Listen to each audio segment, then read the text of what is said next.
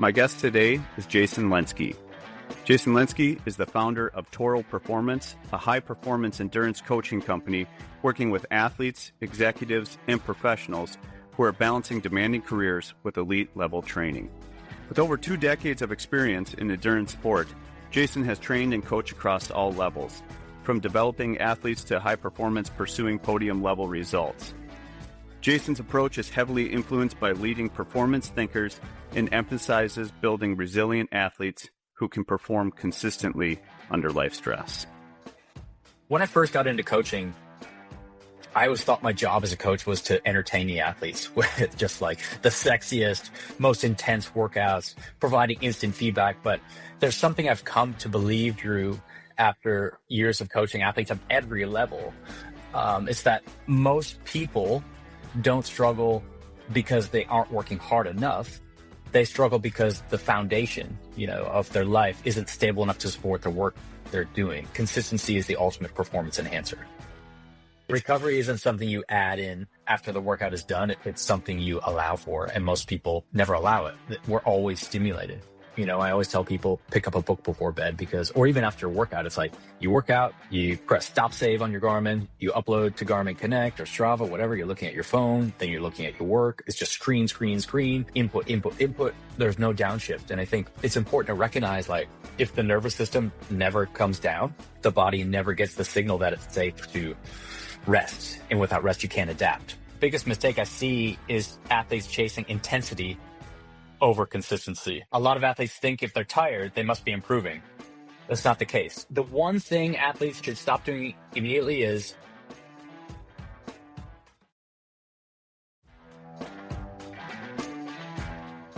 Welcome to Iron and Empathy. I'm your host, Drew Moldenhauer. Iron and Empathy is sponsored by Blue Ethos Specialized Training, a national leader in workplace violence prevention, active threat preparedness, and de-escalation training. At Blue Ethos, we don't just focus on safety. We help organizations improve workplace culture by strengthening communication, increasing situational awareness, and creating environments where people feel supported, empowered, and prepared to intervene early before problems escalate.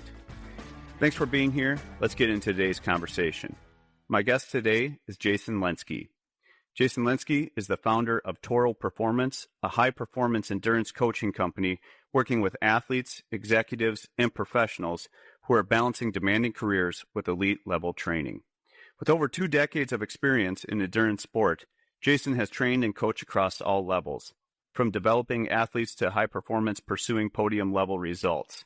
His coaching philosophy blends structured performance, training with real-world application, focusing on sustainability, durability, and long-term progression. Jason's approach is heavily influenced by leading performance thinkers and emphasizes building resilient athletes who can perform consistently under life stress. Welcome, Jason. Where are you joining us from today? Thanks, Drew. Appreciate the intro. It's great. I am joining you from Phoenix, Arizona. Fantastic. How's the weather there? Well, we're going straight into weather talk. I love it. It is the first day of spring, and it is crazy warm. I think this is the warmest winter on record here in Phoenix. It is, as we're recording, it's 10:15 a.m. here, and it's already 90 degrees. So, yeah, I'm a Wisconsin native, but I love the heat. But this is a little extreme for March. Yeah, it sounds like it. My gosh. Yeah. We're in Minnesota right now, and it went from 0 degrees up to 50. So it's just been a crazy early spring that's kind of already transferring into summer almost. So, wow. Well, Jason, can you tell us a little bit about yourself and your company, Toro Performance? Yeah, certainly. So, like I just mentioned, I grew up in the Midwest, right outside of Milwaukee, in a small town called Pewaukee. Was always into sport. Grew up playing soccer, and once I realized I wasn't going to play professionally overseas, I needed an outlet, and just fell in love with endurance sport, and have been doing that ever since. So dropped out of graduate school to my parents' chagrin, and made my way down to Colorado Springs to just weasel my way into the Olympic Training Center and get partnered up with USA Triathlon, got my coaching credentials, and have been doing that in some capacity since, now coaching full time for close to 20 years, starting Toro Performance in 2012. You gave a really good kind of synopsis of what we do at Toro. But yeah, we work with athletes of all ability, from first timers to professionals. They all share one commonality, and that's pursuit to excellence. That may mean finishing an Ironman in 16 hours. That may mean finishing an Ironman in 8 hours, but they follow the same standards, live their life the same way. And yeah, we really embody, we really preach that high performance is global. It's your entire life, making sure that we weave your training into your lifestyle without compromising your non-negotiables.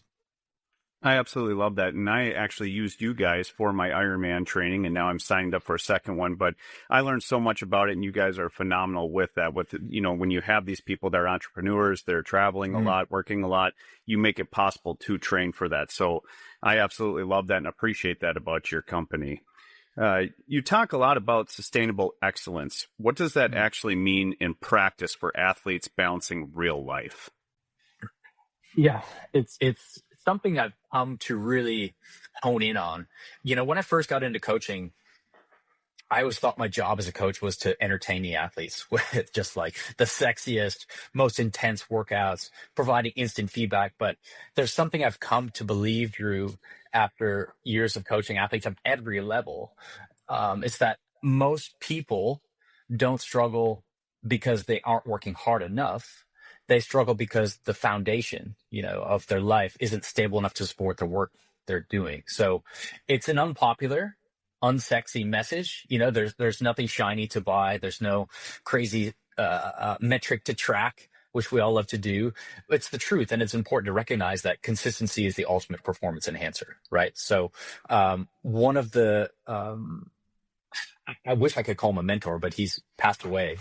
But there's an often overlooked coach, Australian track and field coach, called Percy Cerruti. He's got some great books too. If you're interested in just learning about what I believe in and what some of my foundations are, and I think just some really brilliant foundations of some what you would call unconventional philosophy. But Percy Cerruti was an Australian coach in the 1950s. He coached Herb Elliott, who was a gold medalist in the 1500, I believe. And look, his philosophy was building the athletes from the inside out. He coined a term called, I was just looking at this before we pressed record. The Stoughton system. So it's basically Stoicism, which is kind of popular right now, and the Spartan sort of lifestyle. And he called it the Stoughton system, which really embodied natural movement, natural environments, mental resilience, and personal responsibility. And that just hits me to my core, right? Like, he built athletes from the inside out. Champions are made by the standards they live every day. That doesn't mean you need to be a world-class athlete. Anybody can adhere to those standards. So it's not the best workouts, not the biggest weeks, it's the standards. So for me, sustainable excellence is simple. It's the ability to show up, perform consistently without breaking down in the process. No hero workouts. You're not getting a divorce because you want to train. You're not alienating from society. It's about being sustainable and thinking long-term. And with that, what are the biggest mistakes when you just talked about that? I think that's so important, but what are the biggest mistakes you see athletes make when trying to improve? Because I would think that, if they were just going to do this on their own, they maybe don't have the best guidance. They don't know what to do best on their own. And you've probably seen some of those pitfalls as well. So what are the biggest mistakes you see athletes making when trying to improve? Yeah, I've made a lot of those mistakes. I've been doing the sport since 2005, and I've made a lot of those mistakes, and all of our coaches have. And I think that's one of the things we bring to the table as coaches is I call it being a bullshit filter. Pardon my language. I should have asked you beforehand, but I've got a potty mouth. So more than anything, we're a bullshit filter for our athletes because everybody posts everything on social media. And who I mean by everybody are like the world's best, who train full time and can recover full time. So you look at somebody like Christian Blumenfeld, who trains 30, 35 hours a week. And as age groupers, sometimes they want to emulate that, and it's not sustainable, right? Like they get to sit on their butt for 6 hours in between sessions. Whereas, 99% of age groupers need to take care of their family, go to their 9 to 5, work. And so I think the biggest mistake I see is athletes chasing intensity over consistency. They're always looking for that next hard session, the next breakthrough workout to emulate the edge, if you will. So it's really easy to dismiss the foundation that really supports that progress.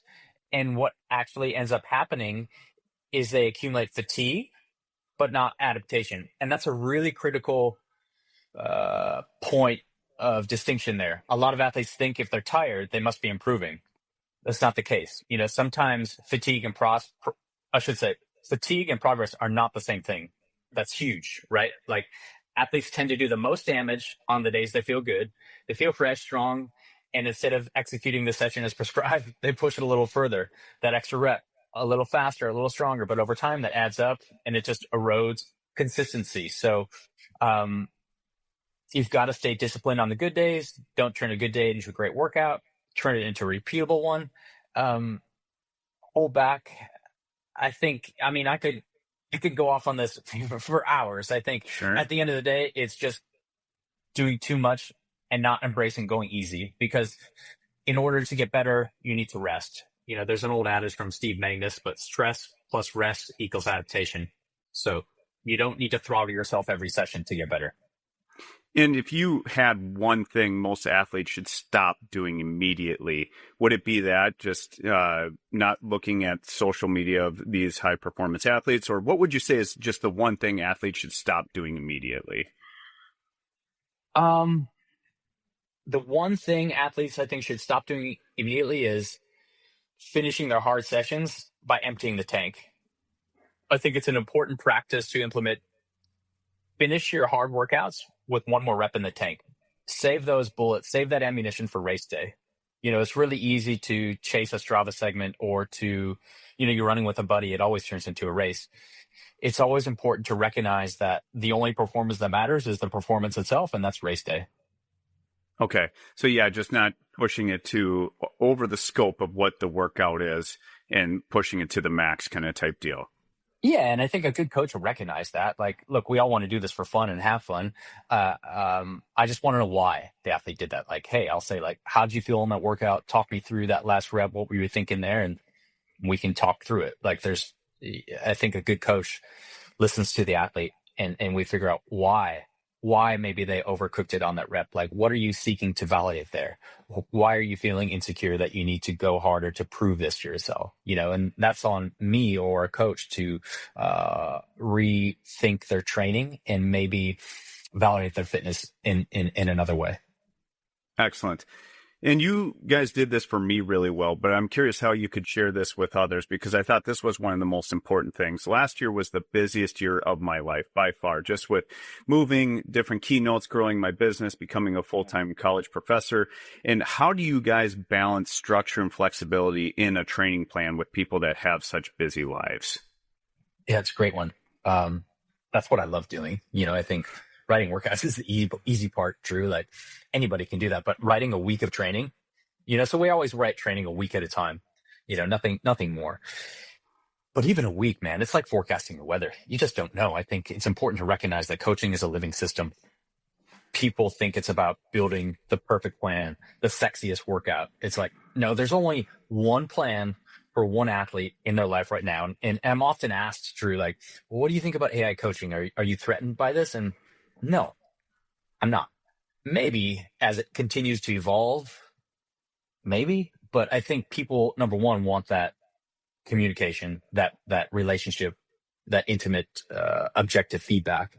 And they want to know that, like, they can ping me and be like, hey, like, I'm having I'm getting railroaded at work, or, I'm arguing with my significant other, or my kids in the ER. Like, coaching is a living system, and we need to structure a plan that, I've said this before, but just weaves into the athlete's lives and can be flexible. Because if the plan doesn't account for that, it's just going to build fragility and insecurity from the athlete. So it's just about applying the right stress at the right time for whatever the body can absorb. And it's so unique for everyone. And I think that's one of the downfalls of Strava is, like, you're 3 weeks out from Ironman Maryland, and you're looking, oh man, my training buddy's got a 7-hour ride and an hour run off the bike. I look at my training peaks. I'm like, what the hell? I have a 4-hour ride with a 30-minute run. Pablo, what the hell, man? Why are you sandbagging me? It's not that simple, right? Like, you don't know what that athlete has got going on. You don't even know what plan that athlete's following. You don't know if that athlete, like, how they felt or how they're going to feel on race day. Like, there's just so many ways to skin a cat, and it's important to recognize that because one person is doing one thing, it doesn't mean you should be doing it. Fantastic. And this is, we're talking about some high level training here and some Ironman stuff, but if someone only has 30 to 45 minutes to train, how should they maximize it? Let's just say maybe that's, they just got in, they had a long flight, maybe they got a speech in the morning, maybe they got something else. And, it's one of those things where they're saying, hey, Jason, I only have 30 to 45 minutes. How should they maximize that if that was the only thing that they had for that day? And, what could you work with them on? What would you give people advice about that? So is this particular person training for an event? Like, are we in the training block, or is this, give me some context. Yeah. So if this would be somebody that's in the training block that says, I've had a busy week. I couldn't get around to some of the sessions that we had, but right now I do have 30 to 45 minutes. Cool. And I'm just wondering what I can do. I don't have a lot of equipment with me, but I want to get something, and maybe my hotel room, maybe go for a run around the city. What would your recommendation be on something like that? Love it. Yeah. It's important to remember that, like, nowadays, especially with everything going on with TSA, like, traveling is stressful. And it's a stressor that our body often cannot compartmentalize. I should rephrase that. Our bodies cannot compartmentalize stress. So it can't really figure out whether it's training stress, life stress, travel stress, you're getting head cold, and so on. So I would give the athlete something to feel good. Maybe a 10-minute run and a good core stretch routine, and just to pound the fluid so you feel good for the next session. I think the worst thing that we can do is to have the athlete get off the plane and then give them, a 30-minute interval workout on the treadmill, and then they're going to try to crash. And then the next day, they wake up feeling almost hungover. So I would give them something really light, like a shakeout spin on the gym bike in the hotel. And then the next morning, maybe something short and vigorous, like 10 by 30 second pickups on the treadmill within a 30-minute run, just to get the blood and the brain pumping before your speech. I think that would be something key. But, like, communication's everything, so a good coach will talk through the athlete's schedule 1 week at a time and be like, okay, Drew's got this emotionally demanding weekend where he's got to be on it, sharp for, however long your presentation is. I'm not going to drain him physically and emotionally in a hard workout after spending Lord knows how long TSA lines and dealing with flights and arriving dehydrated. Like, you've got to think big picture here, and that's also where it comes down to planning with the athlete. Like, okay, if we can, let's not plan a high demand trip within the last 6 weeks of an Ironman build. Okay, if we need to, we'll work around it. But, like, it's important to recognize, like, when we reverse engineer an athlete's training from their key event, like, those final 6 weeks, like, ideally we want to live like a monk. And if we can't go long on the weekends, then we go long midweek. But there's a lot of ways we can do it. But I think, to answer your question, like, low physical stress and more rejuvenation and get the athlete feeling good after travel. Awesome. And when you have this going on, how do you recognize when someone is pushing towards excellence versus pushing towards possibly a burnout? Yeah, picking up the phone is big, and just recognizing the athlete's patterns, so I like to talk to my athletes on the phone at least once a week, and there's so much that you can, unravel just by listening to the athlete's voice. It's just like, dude, Drew, like, you sound rough. What's going on? Yeah, talk to me. Because some athletes, you really have to get it out of them. They're not going to.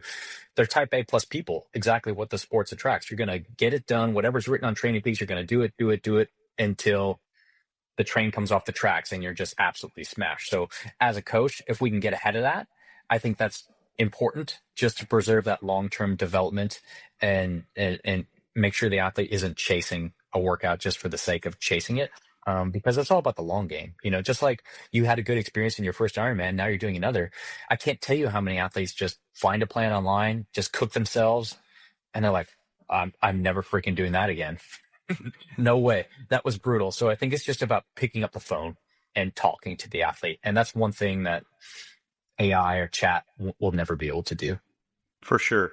And have you noticed, and this is just out of my curiosity, when people do approach you, is there kind of, when you've done your research with this, like a direct correlation, like this is usually guys and gals in their 30s and 40s that are now, they're almost entrepreneurs and they're looking for the next level thing? Or is it people that are young that just want a different experience because they were maybe a college athlete, but now they're done with college athletes and they're looking for more?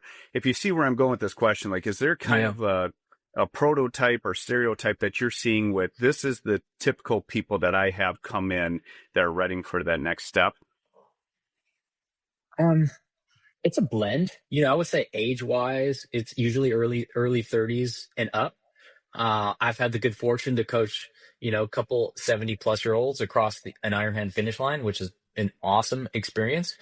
It's mostly, I think, a personality trait is just that desire to continually improve. They know, then they recognize, like, I'm not doing this for 16 weeks or 4 months. Like, sure, I may pause, for life and whatnot, but like, this is a multi-year journey, to really keep showing up, respect the adaptation and the growth process so that they can really see what they can do, because you've got to stay in the game long enough to be great. And greatness is not dictated by the time, that's your finish time. It's just about, getting the most out of yourself on the day, seeing those incremental improvements, and just staying healthy. I think if you do it right, this sport and any endurance sport has the capacity to change people's lives for the better. And I completely agree with you on that. And that's one of my just kind of stories about that. And I was curious about this with you too, is when you said increasingly getting better, I noticed that in my own personal life too. When I was doing this, I felt a more form of discipline. So I noticed I would drink alcohol less, that I was becoming more disciplined on the weekends, that I had to plan for, a 4-hour bike ride or 6-hour bike ride, whatever that would be. I noticed that, out of the blue, just really cool things started happening. I started getting more speaking gigs. I became more disciplined all around in life. And if you had any other success stories with that, with the people that you've coached that maybe called you afterwards and just said, this whole experience was great and these other things were happening to me in my life, did you have any, experience with that, or specific examples of anyone that mentioned that to you? Yeah, certainly. But I think, what you said just really reminded me of the pandemic, like that rocked endurance sports as a whole, because races were gone. And it kind of rocked me personally, because I'm like, well, shit, like, how am I going to, like, there's nothing to train for. Like, how am I going to have a business? Right. And so I think one thing that did is it just reminded me that athletes love structure, especially amidst the chaos where there was so much uncertainty. They wanted certainty. And so sport really became a vehicle to change or to preserve someone's health and longevity in a positive way. And like, maybe athletes didn't say it to me directly, but they did by staying on board. Like, this isn't a charity. I understand that this is a luxury service, right? But we had very few athletes drop off during that time. And I think that's everything to me, because we didn't even have pool. I'm sure you guys didn't have pools open. I mean, it was the middle of winter, but like, we would go to the lake and do social distancing and, train online and do online racing. So I think, man, that was a huge sort of watershed moment for me to be like, oh, like we're creating, I shouldn't say creating, but we're really compounding athletes' healthy lifestyles. Like, this is more than just getting athletes to spend $700 to finish an Ironman. Like, it has the ability to change someone's life in a healthy and positive way, and witnessing that love and that athlete's transformation, or kind of seeing their self-concept and identity evolve. Like, man, that's what I live for. I love that. No, definitely. And that's what I got out of it too, is I just felt that it was the hardest thing I've ever done in my life. But when you accomplish it, it's like you can't even describe the feeling because of all that. You can't BS your way through is what I told a lot of people too. There just isn't. Like if you say you're doing the training, but you're really not, I mean, that's going to show up on race day. And boy, it's the same thing in life though. I feel is, when you give it everything you got and you stay disciplined and on track, it's amazing what you can manifest from there and the greatness that you can achieve. You've worked with both developing athletes and high performers. What separates those who make long-term progress? Yeah, it's not talent. It's certainly not talent. I think it's just behavior over time. And athletes who improve long-term are the ones who can stack consistent, boring weeks. I had a coach once share with me, he's like, Jason, it's not about, going hard, resting, going hard, resting, going hard, resting. It's about the 40 boring weeks out of the year. It's like you do the same shit for 40 weeks. And then it's within the year, it's 12 weeks of quote unquote sexiness or race specific work, but it's just compounding work over time consistently for months. Don't chase validation in workouts. You don't need every session to feel like a breakthrough. Like you can think of it in the rule of thirds is pretty popular in our little ecosystem. But yeah, like a third of your workouts are going to feel like shit. A third are going to feel okay. And a third are going to feel great. Like that's it. Just keep showing up, respect recovery, stay patient. Like this is a slow burn, like you said, like unless you were a Division I swimmer, a former professional cyclist or a Division I runner, like this is a very slow process. Like it takes time to get better. There are no shortcuts, like you said. Like it's just greatness comes from ordinary work done over and over again. That's it. You don't need to win workouts. You've just got to stay in the game long enough and you'll be great. And that greatness is just defined by you. It doesn't matter what the time is. I think it's one of the most overlooked pieces in all this is how athletes can view themselves, right? Like this is such a me, look at me society, right? With everything on social media, but like only you can determine what's great.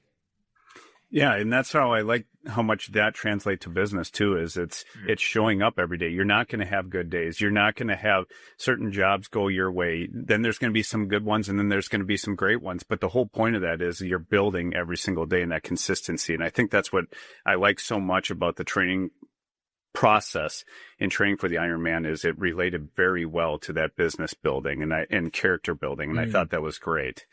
And how should athletes think about recovery beyond just sleep and days off? In your opinion, what do you think is something, because a lot of people say, make sure you're getting enough rest, you're hydrating, but how should athletes think about recovery beyond just sleep and days off? It's tricky. I say that because I have my wife and I have two children. One is about to be 3 and we have a 9-month-old little boy. So it's sleep is tough and I'm still trying to train.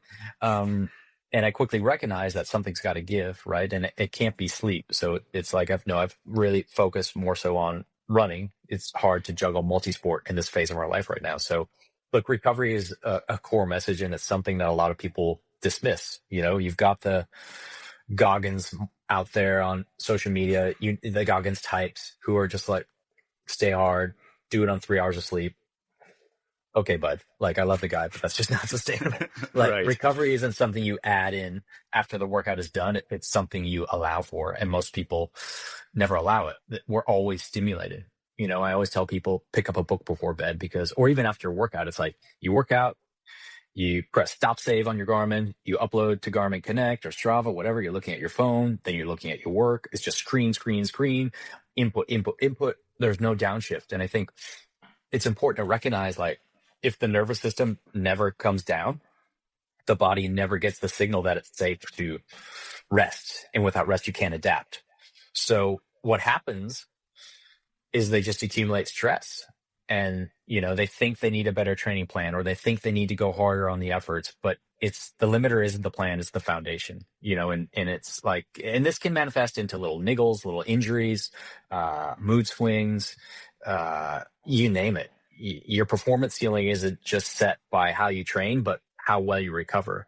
And it's how well your biology is supported in between sessions. So going back to the Percy's kind of thought process on, getting in natural light, movement, stillness, being in nature, sleep, time without stimulation, like being bored, going out for a run, like one of the things I like to have my athletes do for the recovery runs is I'll put on Training Peaks, which is the software we use to program and track training and to communicate. One of the things I'll put on my athletes' plans for a recovery run and be like, okay, leave your watch at home. You run all the time. You know a 5-mile route. Go out and run 5 miles. I don't want you looking at any metrics. Keep it easy. That's it. And I think that's such a good way to refresh and to reset. You're not worried about the pings on your phone or the beeps on your watch. Like, just go reset. And I think that time without stimulation is so key. If you can't do that, pick up a book before bed, an hour before bed. Like, the worst thing we can do for falling asleep or recovery is doom scrolling before bed, because even when you fall asleep, your brain is still going. And I get it, as an entrepreneur, like you're working, it doesn't stop. You could work 24 hours a day if you wanted to. You just can't, not if you want to be an athlete, you just can't. Most people are just living in a sea of chronic stress. It's difficult. I get it. But you've got to step back and look at this training as a system. For sure. And that can lead to extreme burnout. And I completely agree with you on that. One of the things that I noticed before I even started this, so before I even made the call with you guys and got assigned to coach with Pablo, is I just had a couple of things in my mind that weren't true at all, that, just based on the little information I had about training for an Ironman. And one of those was, I thought, I'm just going to count my macros. Like, I'm just going to need, just this many proteins, this many fats, and, this many carbs. And I was way off on that. And, Pablo really helped me coach through that about, this is what you need to fuel your body. You need to eat 2 bagels today, have some peanut butter, do all that. And it was just shocking to me, some of the other things. And then some of the other stuff was the heart rate stuff where, you're keeping in zone 2, we're going to keep you here. I didn't think about anything like that. I thought I was just going to go out and run 5 or 10 miles. So what I'm leading into that is, what's something you used to believe about training that you've completely changed your mind on? The need to fuel every session. I used to think, it's just an easy run. I don't need to eat breakfast for this, or it's just an easy shakeout swim. I don't need to eat before this, or I don't need sports drink or electrolytes on deck. So I think we've seen the pendulum swing. When I first got into endurance sports, is all about doing everything fasted. You want to tap into your fat or stay in ketosis, and like that's the absolute worst thing that we can do. And now the pendulum has swung the other way, where it's like, you need 150 grams of carbs per hour. It's like, oh gosh, like I don't want to have a farting contest out there. Like, we've got so I feel like that I'm now somewhere right in the middle. I tell all of our athletes to, on the bike, it's up to about 90 grams of carbs per hour. And then on the run, like 60-ish an hour. But I think the thing that I've changed my stance on the most is just fueling everything, never letting yourself get too low, always having a gel, always have, never finishing a session on empty. It's so easy and tempting to be like 30 minutes from home at the end of your long ride and be like, oh, my bottles are gone, but it's 30 minutes. I'll be good. Stop, refill your bottles, because if you can not finish that session on empty, the recovery process happens that much more efficiently and that much quicker. If we finish the session on empty, whether it's a 4-mile recovery run or a 22-mile, marathon workout, you're just compromising the next day's training and then preventing the ability to just stack that consistency. And that's what it's all about. Okay. And if you had somebody that was listening to this, my followers are on that brink, which I've talked to a lot of people now, and either with CrossFit, pickleball that I've talked to, and they're thinking, they just have it in their mind that, hey, I really someday want to accomplish. I want to get an Ironman under my belt someday, but I can't swim the 2.4 miles, or I don't even own a bike, or I've never ran a marathon before. I don't even know where to start. What would your advice be to those people that have that interest, they have that drive, but they're maybe just intimidated by the whole process? Yeah. Don't think you need to start with an Ironman. Embrace the local community, find a local triathlon club or a local 5K and just go out and have fun. I get that everyone wants to complete a half marathon or an Ironman, but like, let's just start local and have fun. Don't think you need to eat the whole bag of Skittles, like have one Skittle, get a taste for it and fall in love with the process and the sport. And like that will make it far less intimidating. But I think pickleball and some of these other sports are a great, way to get athletes into sport, because it's a beautiful thing. Just marrying that process of consistency. Excellent. And I think that's important too. It's just starting small. That's exactly what I did. And I just fell in love with that part of it. And I couldn't even swim down the length of a pool when I first started, so it was one of those things I'm like, I had in my head too, like, there's no way I can do this, but with the right training and everything and coaching, it made it possible. At the end of the day, Jason, how do you define winning, not just in sport, but in life? I think it rarely looks how you'd expect. I think shouldn't be dramatic. It shouldn't be loud. Yeah, I think more often than not, it should be quiet. If the athlete who steps outside or, trains before the world wakes up and just wants to get the most out of themselves, it's the decision not to fill every moment with noise, and it's the discipline to do less when everybody wants to do more. And just being accountable. I think this world celebrates intensity, but it's the athletes who endure and understand something deeper. That consistency compounds, and eventually the work can become the results.